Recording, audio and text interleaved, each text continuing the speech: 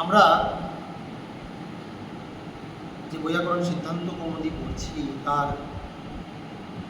দুটো সূত্র আমরা পড়েছি। কি কি? প্রাতিপদিকার্থ লিঙ্গ পরিমাণ বচন মাত্র প্রথম এবং সম্বোধনে চ। আরেকটি কি? গতদিন আমরা করেছি সম্বোধনে চ, আমরা অর্থ জেনেছি। আজকে আমরা আরেকটি নতুন সূত্র পড়ব। আচ্ছা, এই গত দুদিন যে আমরা দুটো সূত্র পড়েছি, এই দুটি কারকী সূত্র না বিভক্তি সূত্র? বিভক্তি সূত্র। ঠিক, কোন বিভক্তি? প্রথমা বিভক্তি সূত্র। আজকে আমরা একটি সূত্র পড়ব কারকে। সূত্রের নাম কি? কারকে। কারকে। সূত্রের সংখ্যা কত? 1 4 23। 1 4 23। এখন 1 4 23 মানে কি? 1 মানে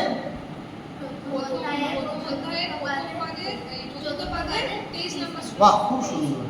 কোন গ্রন্থ বলতে হবে? অষ্টাধ্যায়ী সূত্রপাদ। তার প্রথম অধ্যায় চতুর্থ পদের 23 নম্বর সূত্র হচ্ছে এই কারকী সূত্র। এবং এই সূত্রটিতে কটা পদ আছে? একটি পদ, কারকী। সপ্তমী অন্তম পদম, সপ্তমী কারকম, তার সপ্তমীর এক বচনে কারকে। তাই এটি হচ্ছে কি? সপ্তমী অন্তম পদম। কি পদ? সপ্তমী বিভক্তিযুক্ত পদ। বোঝা গেল? এখন এই কারকে সূত্রটির অর্থ কি জানতে গেলে আগে জানতে হবে যে আমাদের সূত্র মোট কয় প্রকার হয়। সূত্র কয় প্রকার? সূত্র মোট 6 প্রকার। কি কি? সংজ্ঞা চ, পরিভাষা চ, বিধির নিয়ম এব চ, অতিদেশ অধিকারশ্চ তদ্বিধম সূত্র লক্ষণম। 6 প্রকার সূত্র। এটা কি কি? প্রথম হচ্ছে সংজ্ঞা সূত্র, দ্বিতীয় হচ্ছে পরিভাষা সূত্র, সংজ্ঞা চ পরিভাষা চ, তৃতীয় কি? বিধি সূত্র, নিয়ম সূত্র, অতিদেশ সূত্র, অধিকার সূত্র। এই সূত্রটি আসলে একটি সংজ্ঞাত্বেন অধিকার সূত্র। তার মানে এই সূত্রটি সংজ্ঞা সূত্র এবং অধিকার সূত্র। সূত্রটি আসলে অধিকার সূত্র। অধিকার সূত্র কাকে বলে? না, উত্তরোত্তর গমনম অধিকার। কোন সূত্র সেই সূত্রের অর্থবোধ সস্থানে, অধিকার সূত্র কাকে বলে? না, সস্থানে অর্থম বোধয়িত্বা পুনঃ পরবর্তীষু সূত্রেষু যদি গম্যতে তর্হি তস্য সূত্রম তৎসূত্রম অধিকার সূত্র। বোঝা গেল? তার মানে এই সূত্রটি কারকে সূত্র। এর সস্থান কোনটা? 1 4 23 মানে প্রথম অধ্যায়ের চতুর্থ পদের 23 নম্বর এই জায়গায় সস্থান। তাহলে এইখানে সূত্রটির নিজের অর্থ বোধ হবে। বোধ হয়ে সূত্রটির অর্থ কাজে লাগবে কোথায়? পরবর্তী সূত্রগুলোতে। কোথায় লাগবে? উত্তরোত্তর গমনম, পরবর্তী সূত্রে গমন হয়ে।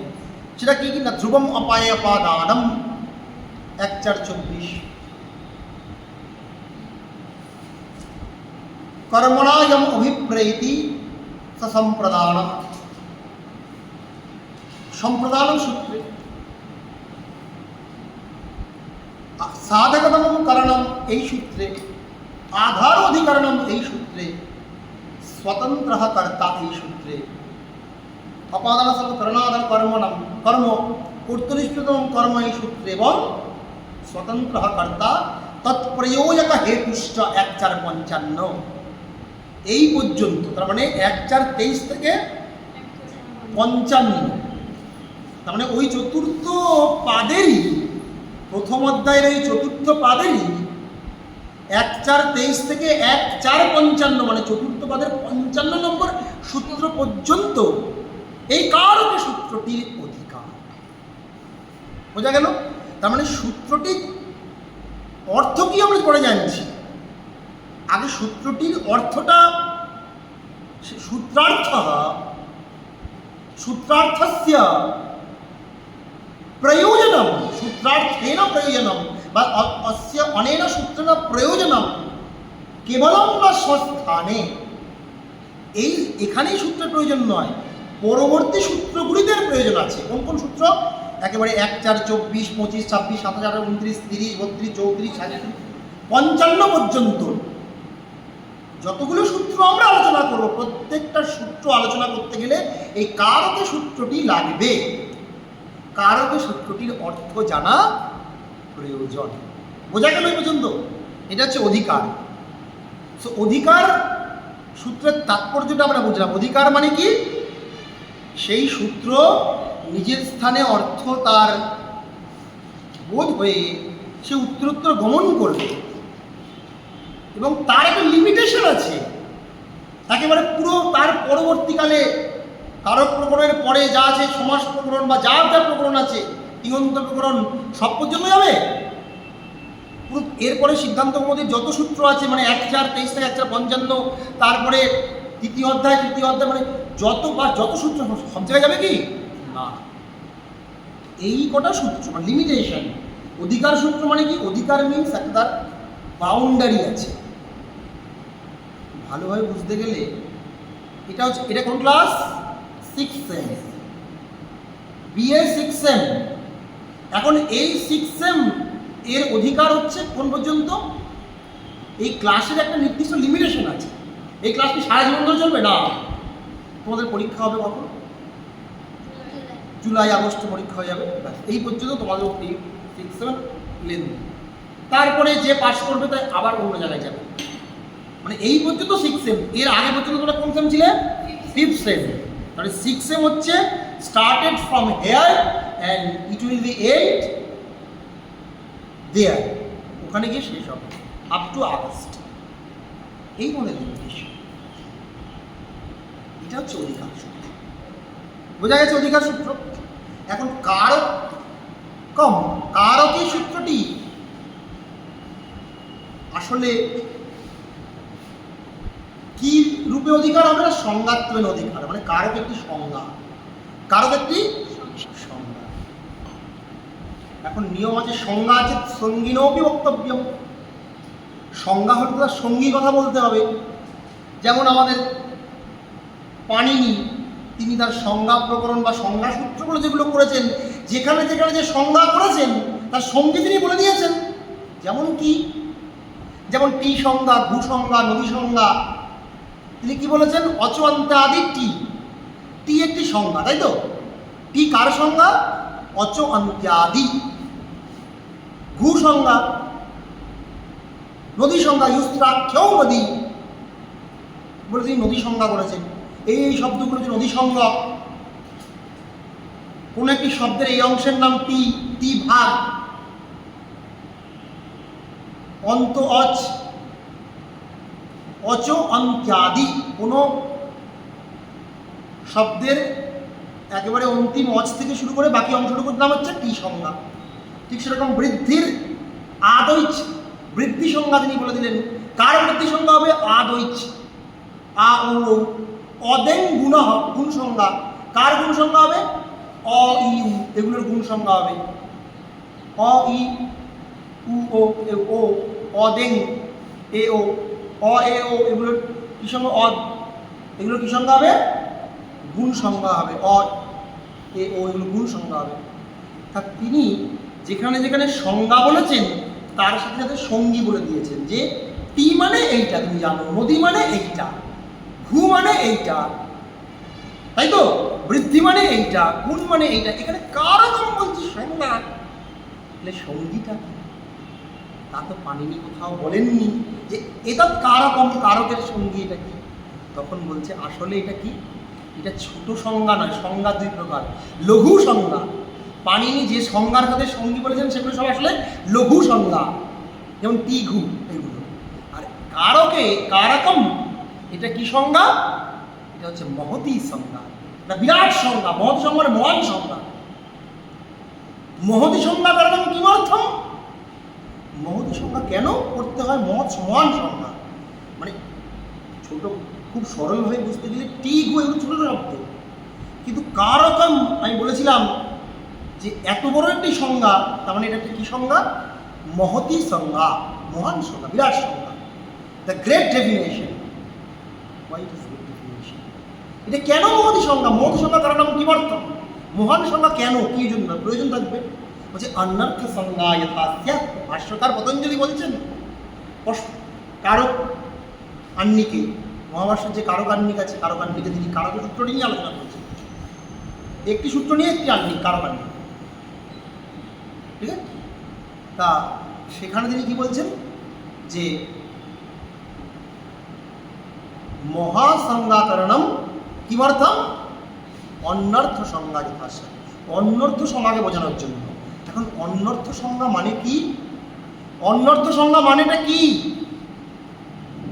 অন্য অর্থ, অনু অর্থাৎ পশ্চাৎ, অর্থ আয়াতি, অন্যর্থ। কিসের পশ্চাৎ? অনু মানে পশ্চাৎ অর্থ আসে, অর্থাৎ কোনো একটা কিছু করলে তারপরে অর্থ বেরিয়ে আসে। কি করলে? যে প্রকৃতি প্রত্যয় বিভাগ পূর্বকম, প্রকৃত প্রত্যয় বিভাগ পূর্বকম পশ্চাদর্থ আয়াতি ইতি অন্যর্থ। প্রকৃতি আর প্রত্যয়কে ভাগ করার পরে, অর্থাৎ কোনো একটি সংজ্ঞাকে প্রকৃতি এবং প্রত্যয়ে ভাগ করার পরে, কোনো একটি সংজ্ঞাকে প্রকৃতি এবং প্রত্যয়ে ভাগ করার পরে যে অর্থ আসে সেটা হচ্ছে অন্যর্থ। যেমন কি কারক, মহান সংজ্ঞা, এখানে কি প্রকৃতি প্রত্যয় ভাগ করতে হবে। এখানে প্রকৃতিটা কি বলেছিলাম পরে, কারক শব্দে প্রকৃতিটা কি? প্রকৃতি কোনটা? প্রকৃতি কয় প্রকার? প্রকৃতি দুই প্রকার, একটা হচ্ছে প্রাতিপদিক আর একটি হচ্ছে ধাতু। এখানে কারক শব্দে প্রকৃতি কোনটা? ক্রি ধাতু প্রকৃতি, ক্রিটা প্রকৃতি। তোমরা কিন্তু বাড়িতে একদম পড়াশোনা করছো না। প্রথম ক্লাসে, দ্য ইন্ট্রোডাকশন ক্লাস আমি কারকের, না হলে শুনবে গিয়ে বাড়িতে, বারবার শুনবে। এই জন্যই তোমাদের জন্য আজকে এইভাবে একটা রেকর্ডিংয়ের মাধ্যমে সংস্কৃত ব্যাকরণ যাতে তোমরা শিখতে পারো, তার জন্য তো করে দেওয়া হচ্ছে। কি হ্যাঁ কি না? তা বাড়িতে শোনাটা কর্তব্য কি না? সেই ক্লাসে বলেছিলাম কারক শব্দকে ডিরাইভ করলে, ডিরাইভ মানে বিভাগ করলে, প্রকৃতি কি আসছে? ক্রি একটি ধাতু। এটা কি প্রকৃতি? ধাতু প্রকৃতি না প্রাতিপদিক প্রকৃতি? ধাতু প্রকৃতি, ঠিক। ক্রি ধাতু প্রকৃতি। আর পরে প্রত্যয় কি? নুল প্রত্যয়। ক্রিযুক্ত নুল করে নুলের স্থানে অকাতে সব আলোচনা করে দিয়েছিলাম। কিভাবে ঈদ সংজ্ঞার দ্বারা লোপ হচ্ছে, লোপ হওয়ার পরে কি পড়ে থাকছে, তার স্থানে নুলের উয়ের স্থানে কি করে অকাদেশ হচ্ছে, যুবরণাকযুক্তের দ্বারা, সব ভেবে দেখবে। কারকে অচনীতির দ্বারা ওখানে বৃদ্ধি হয়ে, রিয়ের বৃদ্ধি হয়ে আর হয়ে কারকম হচ্ছে, সব কারক বলেছিলাম কিনা? কারক শব্দটি মহান সংজ্ঞা। প্রকৃতি প্রত্যয় যখন ভাগ করলাম, তাহলে ক্রি এর অর্থ কি? করণে, ডুক্রি করণে, টু ডু করা। আর মূল প্রত্যয়ের অর্থ কি? তার একটা অর্থ আছে।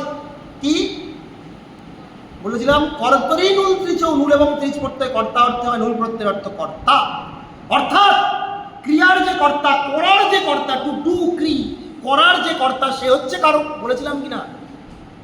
কি এতজন ক্লাসে আছো তোমরা, বুঝতে পারছো? জোরে বলতে হবে, জোরে বলতে হবে। সবার আওয়াজ পাচ্ছি না পিছনে? বোঝা যাচ্ছে? কি বোঝার চেষ্টা করতে হবে তো। তাহলে করার যে কর্তা সে হচ্ছে, মানে ক্রি মানে এখানে ক্রিয়া, ক্রিয়ার যে কর্তা। তাই মহাভাষ্যকার বলছেন যে এই অন্যর্থ করে অর্থ আসছে কি? ক্রিয়ায়াহ কর্তা, ক্রিয়ায়াহ কর্তা, কর্তৃত্বম, সেটাকেই বলছে ক্রিয়ায়াহ জনকম, ক্রিয়ায়াহ সাধকম, ক্রিয়ায়াহ নির্বর্তকম কারকম। ক্রিয়া যে করে, ক্রিয়া যে সাধন করে, ক্রিয়াং জনয়তি, জনয়তি করোতি ইতি কারকম। বলেছিলাম তো, নির্বর্তয়তি ইতি কারকম, করোতি ইতি কারকম, সাধয়তি ইতি কারকম। যে করে সে হচ্ছে কারক। অর্থাৎ তাই বলা হচ্ছে কি না, ক্রিয়ান্বয়ী কারকম, অর্থাৎ ক্রিয়ার সাথে যার সম্বন্ধ আছে, ক্রিয়া উৎপাদন করতে, ক্রিয়াকে সংসাধন করতে, ক্রিয়াকে সম্পূর্ণ করতে যে পদার্থের প্রয়োজন, সেই পদার্থের মধ্যে যে শক্তি আছে তাকে বলা হয় কারক। এটাকেই মহাভাষ্যকার খুব সুন্দর করে বলা হচ্ছে। বুঝিয়েছেন। কি না বৃক্ষাৎ পর্ণম পততি, বৃক্ষাৎ পর্ণম পততি। এখানে পতন যে ক্রিয়া, এই পতন ক্রিয়ার জন্য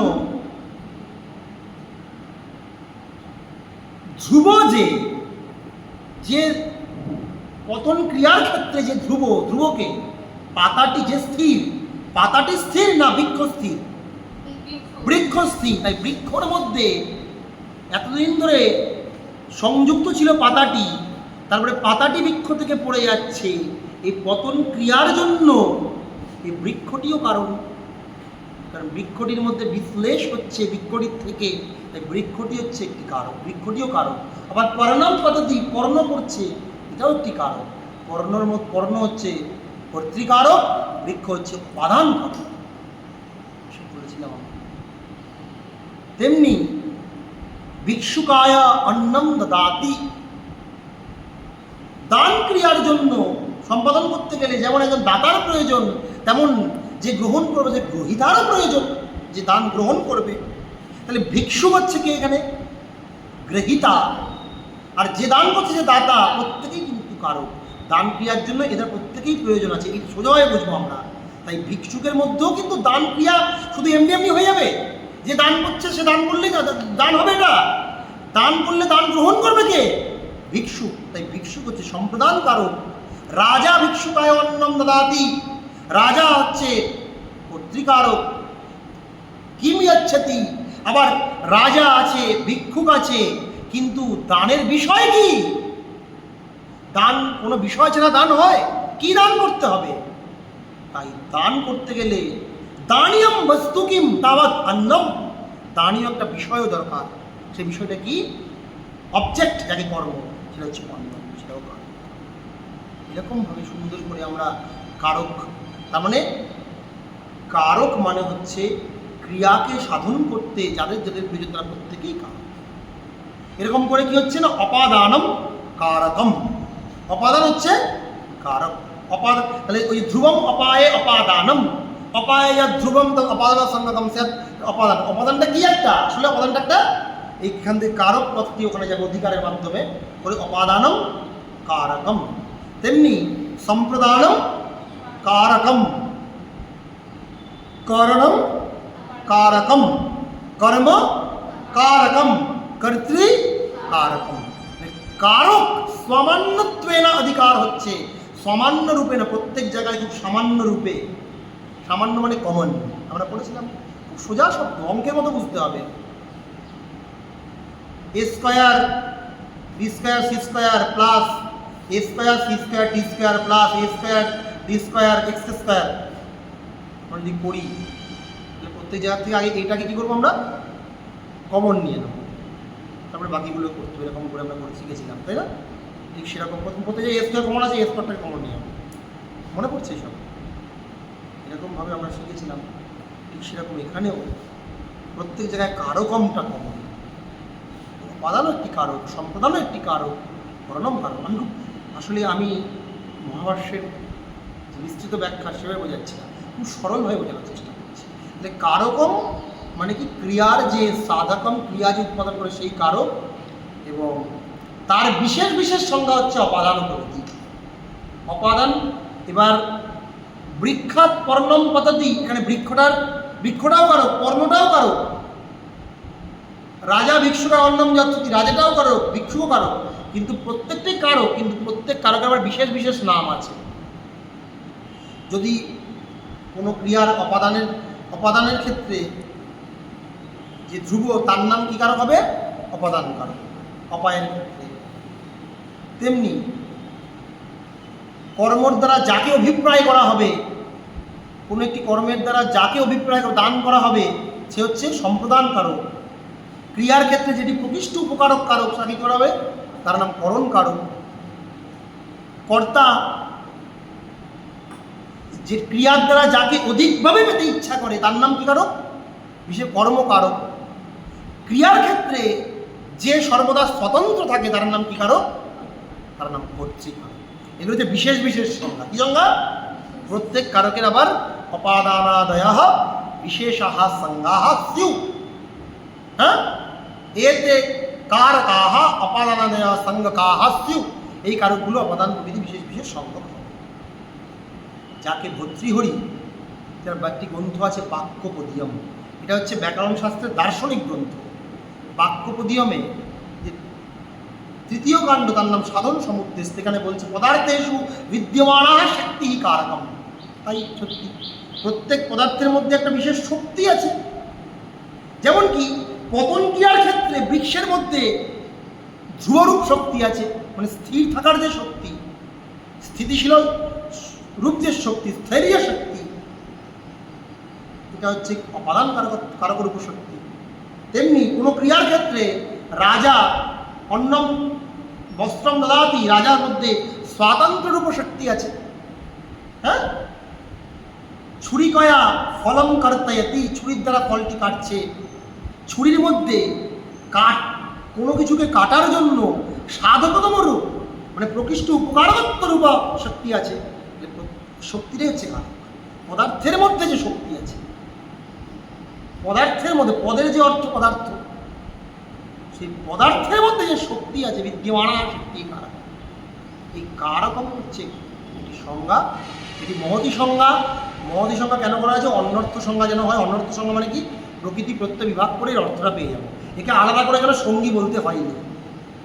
যেখানে অন্যর্থ সংজ্ঞা হবে না, সেখানে পাণিনি ছোট ছোট সংজ্ঞা করেছেন, লঘু সংজ্ঞা করেছেন, আলাদা করে সঙ্গী বলে দিয়েছেন। যে কি না, নদী কি? দুঃসাক্ষ নদী। টি কি? অচন্তাদি। কিন্তু কারকম একটি মহতি সংজ্ঞা, তার সেজন্য আলাদা করে তিনি সঙ্গী বলেননি। এর প্রকৃতি প্রত্যয় ভাগ করেই এর অর্থ বেরিয়ে আসবে, এর সঙ্গী কি বেরিয়ে আসবে, তাই আলাদা করে বলেননি। এবং এটি একটি অধিকার সূত্র সংজ্ঞারূপে। পরবর্তী সূত্রগুলিতে এর অধিকার হবে, সংজ্ঞাত্বের অধিকার হবে কোন সূত্র পর্যন্ত? তৎপ্রয়োজক হেতুশ্চা, 1-4-55 এই সূত্র পর্যন্ত। এই সূত্র আজকে আমরা কারক সূত্রটা শিখলাম। পরের দিন কর্তুরীপ্সিততমম কর্ম, কর্তুরীপ্সিততমম কর্ম আমরা পড়ে। সবার কোনো প্রশ্ন?